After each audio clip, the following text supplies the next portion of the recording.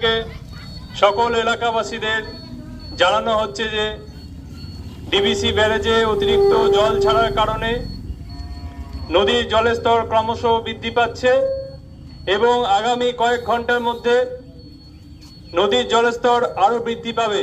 তাই সকল এলাকাবাসীদের খানাকুল থানার পক্ষ থেকে জানানো যাচ্ছে যে আপনারা খুব দ্রুততার সাথে কোনো নিরাপদ আশ্রয়স্থল, কোনো উঁচু নিরাপদ স্থান বা নিকটবর্তী যে ফ্লাড সেন্টার আছে সেখানে আশ্রয় গ্রহণ করুন।